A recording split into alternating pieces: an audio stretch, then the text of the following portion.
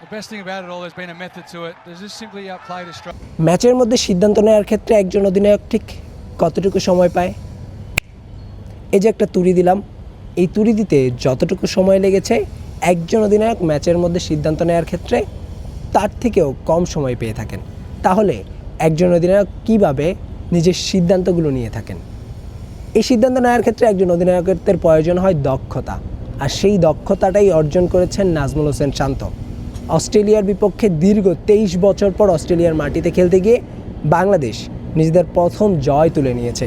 সেই জয়টা অবশ্য এসেছে নাজমুল হোসেন শান্তের অধিনায়কত্বের উপর ভর করেই।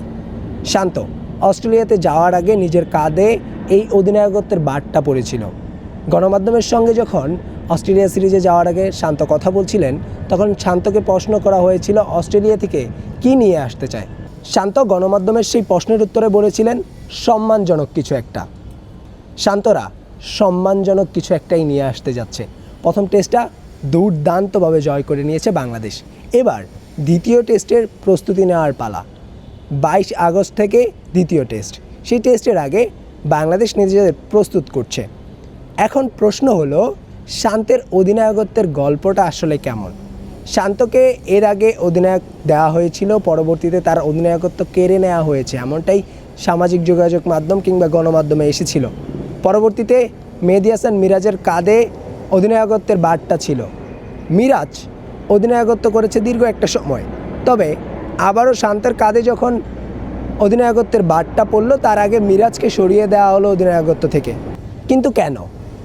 বিসিবি প্রেসিডেন্ট তামিম ইকবাল খান জানিয়েছেন মেহেদী হাসান মিরাজকে স্বস্তি দিতেই নাকি অধিনায়কত্বের জায়গাটা থেকে মিরাজকে সরিয়ে দেওয়া হয়েছে। মিরাজ স্বস্তি নিয়েই খেলেছে। অস্ট্রেলিয়ার বিপক্ষে দুর্দান্ত খেলেছে মিরাজ। 5 উইকেট নিয়েছে, চমক দেখিয়েছে বল হাতে, সাথে ব্যাট হাতেও চমক দেখিয়েছে। কিন্তু শান্তর একটা কথা কি আপনাদের মনে আছে?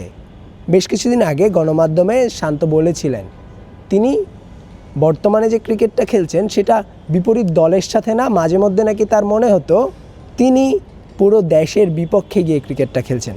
সেই শান্ত, যিনি একসময় ছিলেন বাংলাদেশ ক্রিকেট দলের খলনায়ক, তিনি এখন বাংলাদেশ দলের মহানায়কে পরিণত হয়েছেন। শান্তকে বলা হতো তিনি নাকি লর্ড শান্ত, সেই লর্ড এখন নায়ক বনে গিয়েছেন। শান্তরা বাংলাদেশ ক্রিকেটকে সার্ভ করছে, দুর্দান্তভাবে বাংলাদেশ ক্রিকেট এগিয়ে যাচ্ছে। অস্ট্রেলিয়ার বিপক্ষে প্রথম টেস্টটা ঠিক যেইভাবে শান্তর অধিনায়কত্বে জয় করে নিয়েছে, দ্বিতীয় টেস্টে ঠিক একই দ্বারা কি বজায় রাখতে পারবে কিনা তা এখন দেখার অপেক্ষায়।